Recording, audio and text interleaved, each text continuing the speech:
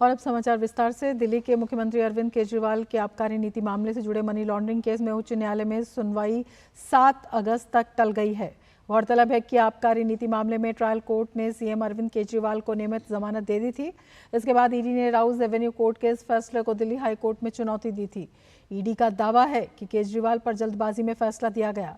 Agency का कहना है कि केजरीवाल शराब नीति केस के किंगपिन है। घोटाले से मिला पैसा आप पर खर्च हुआ। और ईडी ने यह भी दावा किया कि साउथ ग्रुप के सदस्यों से 100 करोड़ की रिश्वत केजरीवाल की ओर से मांगी गई। इन दलीलों को सुनने के बाद हाईकोर्ट ने निचली अदालत के फैसले पर फौरी रोक लगा दी थी। ऐसे में यह देखना दिलचस्प होगा कि दिल्ली हाईकोर्ट मुख्यमंत्री केजरीवाल को ट्रायल कोर्ट की ओर से दी गई जमानत के आदेश को बरकरार रखता है या फिर उसे पलटता है। हालांकि सुप्रीम कोर्ट ने पिछले हफ्ते केजरीवाल को अंतरिम जमानत देते हुए कहा था कि अगर उनकी नियमित जमानत किसी भी जगह लंबित है तो उस पर इस फैसले का असर नहीं होगा।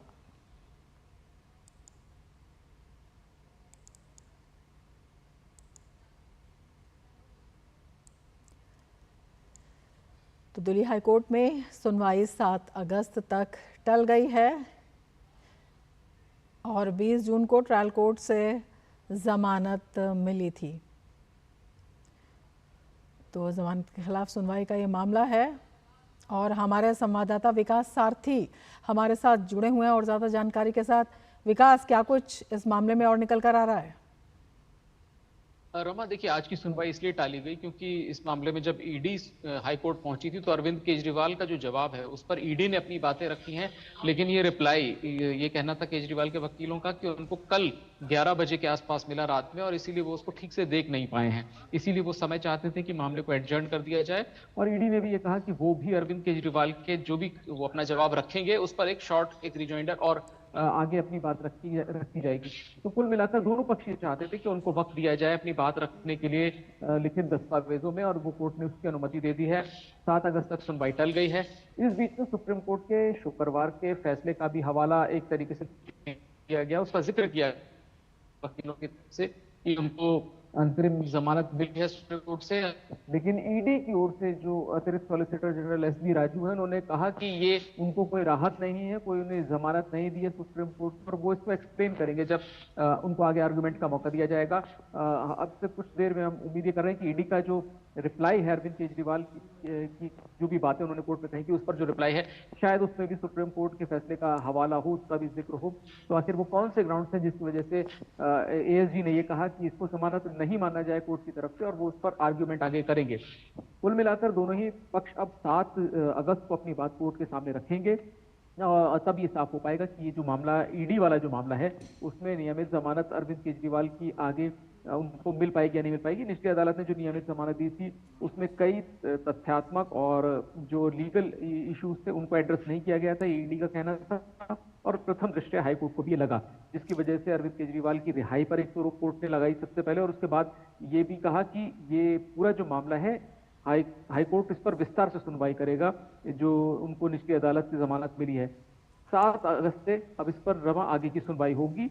लेकिन जैसा कि हमको पता है कि सीबीआई मामले में अरविंद केजरीवाल पहले से न्यायिक हिरासत में है, इसीलिए ये सारी गतिविधियां ईडी मामले से चलती रहे और इन्हें राहत मिल भी जाए तो भी अभी उनको सीबीआई के मामले में न्यायिक हिरासत में अभी वो हैं और आगे कुछ और दिन उनको इसमें रहना पड़ सकता है। बिल्कुल, सबकी निगाहें लगी हैं। विकास, ये भी हम जानना चाहेंगे कि कौन से ऐसे बेसिस हैं जिनके आधार पर इस फैसले को पलटा भी जा सकता है?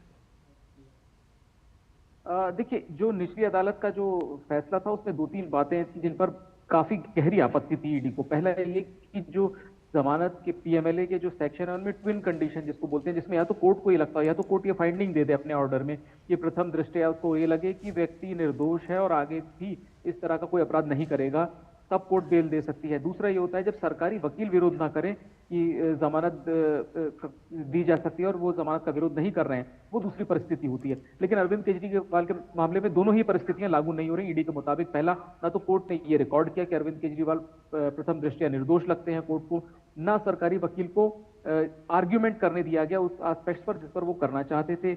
एक बड़ी जो गहरी आपत्ति थी ईडी की कि उन्होंने जो लिखित दस्तावेज कोर्ट को दिए थे उनको कोर्ट ने उनको तवज्जो नहीं दी, उनको पढ़ा नहीं आता कि कोर्ट ने खुद अपने आदेश में ये बात लिखी कि वॉल्यूमिनस डॉक्यूमेंट दोनों साइड ने दिए हैं जिनका कोर्ट उनका इस स्टेज पर रेलेवेंस नहीं है, यानी कोर्ट को ये लगा, निचली अदालत को, कि ये ट्रायल का विषय होने चाहिए, जमानत पर इन डॉक्यूमेंट्स को नहीं पढ़ा जाने की जरूरत है। ये ईडी भी कहा गया कि बड़ी आपत्तिजनक बात है कि वो जो दोनों पक्ष के दस्तावेज थे, खासतौर से ईडी के जो डॉक्यूमेंट्स थे, उन पर कोर्ट ने कोई तवज्जो नहीं दी, और इसी सबको देखकर हाईकोर्ट ने उस वक्त स्टे लगाया इस ऑर्डर पे, और ये कहा कि इस पर विस्तार से सुनवाई हाईकोर्ट को करने की जरूरत है। बिल्कुल, ये भी आपसे जानना चाहेंगे कि ईडी ने जिस तरह की दलीलें दी हैं उसका कितना प्रभाव इस पर पड़ सकता है? देखिए, ईडी का जो केस है, जो चैलेंज किया उन्होंने लोअर कोर्ट के आदेश को, वो काफी मजबूत ग्राउंड्स हैं ईडी की तरफ से जो रखे गए हैं, क्योंकि पीएमएलए की कंडीशंस बेल की बहुत स्ट्रिक्ट है। यहाँ तक कि हाई कोर्ट तक भी हमने देखा कि ट्विन कंडीशन की वजह से, दोहरी जो शर्त होती है उसकी वजह से जमानत नहीं मिल पाती है। बाकी अन्य केसों में आप मनीष सिसोदिया के मामले में देखें, उनके मामले में भी सुप्रीम कोर्ट तक इसी वजह से जमानत मनीष सिसोदिया को नहीं मिल पाई, क्योंकि ये दोनों कंडीशंस फुलफिल नहीं हो रही थी। तो ईडी का जो दावा है वो काफी मजबूत है, और खास तौर से लोअर कोर्ट का खुद ऑर्डर में ये रिकॉर्ड करवाना कि वॉल्यूमरस डॉक्यूमेंट्स दोनों तरफ से दिए गए, उसको पढ़ने की जरूरत नहीं थी इस स्टेज पर, यह भी काफी गंभीर मामला है। तो ईडी का जो पूरा केस है हाई कोर्ट में, आप ये कहें काफी मजबूत है बेल के खिलाफ, लेकिन आर्गुमेंट्स दोनों तरफ से होंगे, उसके बाद हाई कोर्ट एक फैसला सुनाएगा, तब स्थिति एकदम स्पष्ट होगी। जी विकास, बहुत शुक्रिया तमाम जानकारी के लिए। दिल्ली में महंगी बिजली पर सियासत तेज हो गई है। इसी मुद्दे पर दिल्ली प्रदेश भाजपा के नेताओं और कार्यकर्ताओं ने आज सभी 14 बिजली कार्यालयों पर प्रदर्शन किया। दरअसल बिजली खरीद समझौता शुल्क और अन्य अधिभार लगाने के कारण राष्ट्रीय राजधानी में बिजली की दर महंगी हो गई है। इस पर भाजपा आम आदमी पार्टी सरकार पर निशाना साध रही है और घोटाले का आरोप लगा रही है। इसी के चलते दिल्ली भाजपा अध्यक्ष ने विरोध प्रदर्शन का ऐलान किया। भाजपा ने इस मुद्दे पर आप सरकार को घेरते हुए कहा है कि केजरीवाल सरकार ईमानदारी से बिजली का बिल भरने वाले हर व्यक्ति को लूट रही है। पीपीएसी सरचार्ज और पेंशन सरचार्ज के नाम पर अवैध वसूली की जा रही है। बिजली और पानी माफ के नाम पर उन्होंने दिल्ली को ठगना था, ठग लिया, सरकार में आना था, आ लिया, लेकिन दिल्ली की जनता को जिस तरह से लूटा जा रहा है उसके खिलाफ भारतीय जनता पार्टी प्रदर्शन करेगी और अरविंद केजरीवाल को पीपीएससी चार्जेस वापस लेने होंगे। उन्होंने कहा कि केजरीवाल का वजन कम हो गया है। मैं भी बताना चाहता हूं कि केजरीवाल का राजनीतिक वजन कम हो